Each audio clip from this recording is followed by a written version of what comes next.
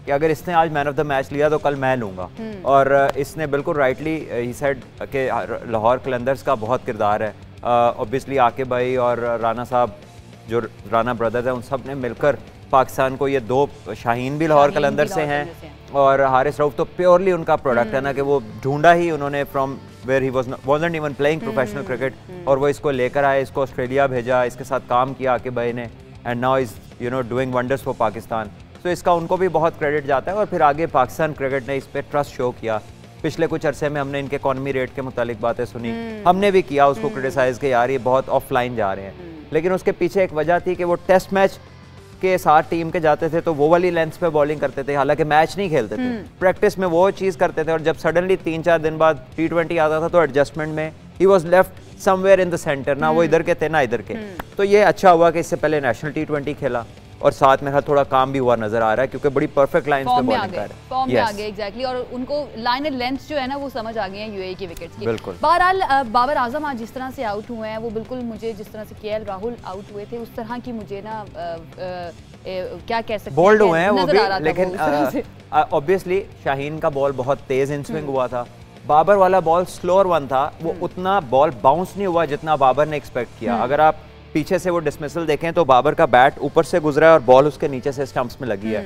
और हमने आज जब पहले ट्रांसमिशन की थी प्री मैच तो उसमें यही बात की थी कि इस पिच पे बॉल उतना बाउंस नहीं करता, बॉल स्किट करता है, बॉल लो रहता है। और आज बाबर इसी तरह आउट हुए। अगर बाबर उस शॉट को सामने खेलते, सीधा खेलते, तो काफ़ी चांस था कि बाबर के बैट में ही लगता वो बॉल। बट ठीक है, ये थोड़ा इस तरह भी आउट होना चाहिए, थोड़ा डेप्थ में जाके मैच जीते हैं। 5 विकेट्स का लॉस होने के बाद खासा प्रेशर आया था और अंडर प्रेशर भी आपको जीतना जरूरी है। अगर आप आसानी से जीतते रहें और बड़े मैच में अचानक प्रेशर आए तो एट टाइम्स रिस्पॉन्ड नहीं करते आप। तो पाकिस्तान ने 2 बड़ी डिफरेंट किस्म की विक्ट्रीज पहले 2 बड़े मैचेस में ले, कॉन्फिडेंस मजीद बेहतर होगा। केन विलियमसन भी जिस तरह से आउट हुए हैं ज़रा उसकी भी बात कर लेते हैं कि और शाहीन शाह अफरीदी ने जिस तरह से बॉलिंग की है, पावर प्ले के अंदर उन्होंने काफ़ी हद तक रोक के रखा है शुरू में स्कोर। जी बिल्कुल, देखिए उनका प्रेशर है जब वो आते हैं। एक तो सारी टीम्स जो है वो ये देखती होंगी कि ये अक्सर पहले ओवर में आउट करता है और वो सबसे लीथल है क्योंकि वो आते साथ ही आपकी स्टंप्स को अटैक करते हैं, यॉर्कर मारते हैं। तो बैट्समैन को पता होता है कि अगर मिस हुआ तो या बोल्ड या लेग में फोर।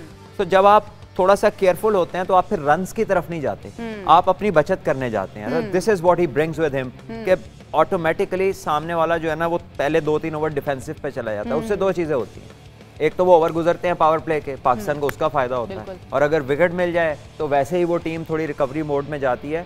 तो पाकिस्तान के लिए बड़ी ज़बरदस्त सिचुएशन है क्योंकि ये यूएई की कंडीशंस हैं। यहाँ पे इमाद वसीम को भी जो स्पेशली जो वेस्टर्न साइड्स हैं वो ज़्यादा चांस नहीं लेंगी, एशियंस उस पर ज़रूर अच्छा खेलेंगे, दूसरी टीमों के लिए खासा मुश्किल होगा और शाहीन के लिए तो सभी केयरफुल रहेंगे। और दूसरा जो न्यूजीलैंड की बॉलिंग साइड थी उन्होंने भी काफ़ी अच्छा खेला है आज। इश सूरी की बात कर लें, साउथी की बात कर लें, ट्रेंट बोल्ट ने विकेट लिया है, फर्ग्यूसन आज मौजूद नहीं थे, वो तो आउट ही हो गए हैं, वर्ल्ड कप से ही आउट हो गए इंजरी की वजह से।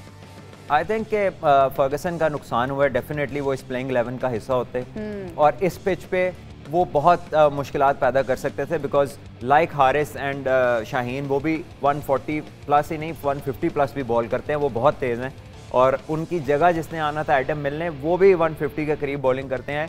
तो शायद उनका टेक्निकल कमेटी से क्लियर नहीं हुआ था, वरना मेरी समझ से बाहर है कि किस तरह वो ये मैच ना खेलते अगर अवेलेबल होते। बहरहाल thankfully for Pakistan that option wasn't available. फिर पाकिस्तान ने टॉस जीता, अपना वही पैटर्न जो उन्होंने सोचा हुआ था चेज करने का इन केस ऑफ ड्यू, तो वो उस हवाले से पाकिस्तान के लिए आज सारा दिन फेवरेबल गुजरा। एंड देन जो हमने बॉलिंग की एग्जीक्यूशन देखी और बैटिंग देखी वो भी बहुत अच्छी थी। स्पेशली देखिए शोएब मलिक इनिशियली स्क्वाड का हिस्सा ही नहीं थे, उनको सिलेक्टर्स ने चूज ही नहीं किया था, लेकिन ये जो 24-25 रन उन्होंने किए हैं 20 बॉलों में अंडर प्रेशर, यही एक सीनियर प्लेयर का काम है।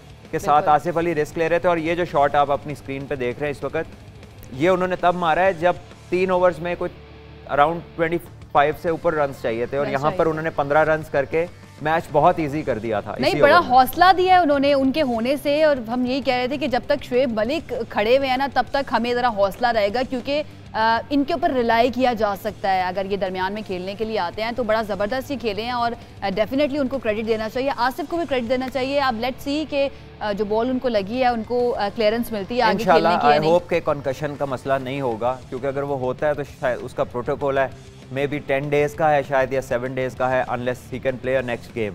लेकिन होप ये एक अच्छी बात यह है कि पाकिस्तान के जो 2 बड़े मैच थे ना वो गुजर गए हैं। सो वो पाकिस्तान ने जीती है। सो पाकिस्तान पे अब वो प्रेशर नहीं है जो अब इंडिया और न्यूजीलैंड का एक दूसरे के खिलाफ, बिकॉज अगर उनमें से कोई जीतेगा तो उसके लिए भी सेमीफाइनल की जो राह है वो काफ़ी हद तक हमवार हो जाएगी। फिर उन्होंने भी एक अफगानिस्तान से जीतना है and the rest won't be very difficult. But Pakistan अल्लाह का शुक्र है कि वो क्लियर हो गया इस मामले से फिलहाल। खेले हैं और शुएब मलिक को डेफिनेटली क्रेडिट जाता है, हम भी यही बात कर रहे थे। अच्छा सलमान, जो टिम साउथी हो गए, ट्रेंट बोल्ट हो गए, इनके बारे में कहा जाता है कि ये डेथ बॉलिंग इतनी अच्छी नहीं करते और ये हमने देखा भी है। आज दूसरी तरफ हारिस रऊफ से डेथ बॉलिंग उन्होंने क्या ज़बरदस्त की है, लास्ट बॉल के ऊपर उन्होंने आउट किया है। तो क्या कंपैरिजन में हमारी टीम की बॉलिंग ज़्यादा अच्छी थी उनकी टीम की बॉलिंग से? डेफिनेटली। देखिए ये आज आपको याद होगा कि हमने इनकी पेस की कंपैरिजन की थी। जब आपने पूछा कि ट्रेंट बोल्ट भी शाहीन अफरीदी की तरह लीथल हो सकते हैं, उनका भी स्विंग होता है, तो मैंने आपको बताया था कि 10 किलोमीटर तकरीबन स्पीड का फ़र्क है। इसी तरह सऊदी और हारिस रऊफ का भी 10 से 12 किलोमीटर का डिफरेंस है and it's a huge difference. और जब आप तेज़ होते हैं तो आपकी डेथ बॉलिंग में परफेक्शन ज़्यादा होती है, आपको बैट्समैन इतनी आसानी से रन्स नहीं कर सकता। जब आप 130s में होते हैं तो वो आइडियल पेस है फॉर बैटर्स, उसमें फिर आपके पास बहुत ट्रिक्स होने चाहिए, slower one, cutters, occasional bouncer, you have to do all lots of things. और उसमें फिर आपसे एक आधा जो चीज़ मिस होती है उस पर फिर आपको बड़ी हिट लगती है। जबकि अगर आप तेज़ हैं तो योर गुड यॉर्कर और one simple change of pace will keep the batsman guessing, क्योंकि आप तेज़ हैं। इनके पास वो लग्जरी नहीं है। और पाकिस्तान को जिस टीम ने भी तंग करना है वो वही टीम होगी जिसके पास 2 से 3 ज़्यादा अच्छी पेस वाले बॉलर्स होंगे। जैसे ऑस्ट्रेलिया का अटैक है, थैंकफुली अभी वो दूसरे ग्रुप में है। तो यहाँ पर भी अगर जेमिसन, एडम मिलने और लोकी फर्गसन इन तीनों में से 2 खेलते हैं तो शायद पाकिस्तान को डिफरेंट चैलेंज प्रेजेंट होता। लेकिन मीडियम पेसर्स के साथ इन कंडीशन में बड़ा मुश्किल है कि पाकिस्तान के प्लेयर्स को रोका जाए। अच्छा, आसिफ अली को इन्होंने काफ़ी लेट आज भेजा है सलमान, मतलब इमाद वसीम को भेज दिया, हफीज़ गए, शुएब गए, उसके बाद आखिर में फिनिश करने के लिए आए हैं आसिफ अली। आपको लगता है कि थोड़ा ऊपर भेजा जा सकता था उनको? देखिए वैसे तो आसिफ का नंबर इमाद से ऊपर ही होना चाहिए। बहरहाल कहीं ना कहीं हो सकता है क्योंकि दोनों जो स्पिनर्स थे, एक राइट आर्म लेग स्पिनर थे सोडी और दूसरे जो है लेफ्ट आर्म स्पिनर थे सेंटनर।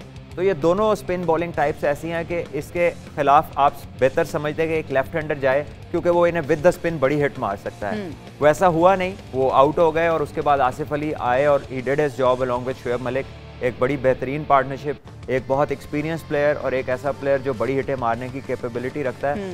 दोनों ने अपना रोल बड़े कमाल तरीके से किया और इससे पाकिस्तान टीम को बेनिफिट ये है कि जब आप पे प्रेशर आया, एक जगह लगा कि शायद मैच मुश्किल में पड़ गया, विन परसेंटेज न्यूजीलैंड के ऊपर चली गई थी, to come back from that position and win it 8 to 9 balls before, ये टीम को बहुत कॉन्फिडेंस मिलेगा इन एनी सिचुएशन जहाँ पर विकेट्स ज़्यादा गिरती हैं। तो आपको ये कॉन्फिडेंस होगा कि हमारे पास नीचे ऐसे प्लेयर्स हैं जो मैच जिता सकते हैं। ये बहुत ज़रूरी है। और अगर अर्लियर इन द टूर्नामेंट आप क्लोज मैच भी जीते हैं और आप एक बड़ी मार्जिन ऑफ विक्ट्री से भी जीते तो टीम पूरी में बहुत ज़्यादा कॉन्फिडेंस इससे आता है और आपकी जो मेंटल स्टेट है in the rest of the tournament इससे अच्छी हो नहीं सकती। अच्छा सलमान, मैच के दौरान ऐसा भी टाइम आया था कि टिम साउथी और ट्रेंट बोल्ट को खेलते हुए काफ़ी गलत शॉटें जो है ना हमारे खिलाड़ी मारते रहे और उसकी वजह से आउट भी हुए हैं, तो ऐसा क्यों है? देखिए एट टाइम्स होता ही है कि जब ये एक्सपीरियंस बॉलर्स हैं तो आप छोटे टोटल को ना एट टाइम जब आप अप्रोच करते हैं आप थोड़ा सा रिलैक्स हो जाते हैं। वो इस तरह से कि आप कोशिश करते हैं कि यार चलो खेलते हैं, कोई ना कोई 2-4 अच्छे ओवर लगेंगे तो ये तो आसान हो जाएगा। लेकिन ये तीनों फॉर्मेट्स खेलने वाले फुली एक्सपीरियंस बॉलर्स हैं जो 5 डे क्रिकेट बहुत ज़्यादा खेली है। ये आहिस्ता आहिस्ता पेनिट्रेट करते रहते हैं, ये आपको लूज बॉल्स बहुत कम देते हैं, तो कहीं ना कहीं आपको रिस्क लेना पड़ता। या फिर आप जब डेथ में जाते हैं वहाँ पर क्योंकि इन्हें पता होता है कि सामने वाले ने मारना ही मारना है, तो फिर ये थोड़ा सा पुट ऑफ होते हैं कि ये उस जोन से बचने के लिए, क्योंकि दोनों छक्के जो सऊदी को मारे आसिफ अली ने अगर आप वो देखें तो basically they were bad balls और वो उसने बचने के लिए स्लोअर वंस किए थे जिसको आसिफ अली ने बड़ा ज़बरदस्त कैपिटलाइज किया। तो ये वो जगह है, वहाँ ले जाके इनको मारा है जहाँ पे इनकी कंफर्ट जोन से बाहर है। जब बॉल नया होता है और ये अर्ली ओवर्स में ये काफ़ी डेंजरस होते हैं ये बॉलर्स, तो इन्हें ज़्यादा इस पिच के ऊपर स्पेशली सामने खेलने की कोशिश करनी चाहिए। सही। अच्छा, भारत के खिलाफ जो हम मैच जीते थे वो तो हम 10 विकेटों से जीते थे, किसी और बैट्समैन को मौका ही नहीं मिला रिजवान और बाबर के अलावा। आज हमने देखा जब बाबर आउट हुए हैं उसके बाद आहिस्ता आहिस्ता सारे ही थोड़ा थोड़ा स्कोर करके आउट होते रहे। आज आपको लगता है कि थोड़ी सी हमारी बैटिंग लाइन जो है वो एक्सपोज हुई है? देखिए एक्सपोज अगर ना हो तो हमें पता कैसे चलेगा कि who is amongst the runs, किसकी फॉर्म अच्छी लगी हुई है। तो T20 की गेम में होता भी यही है, 2 से 3 लोग ही स्कोर करते हैं।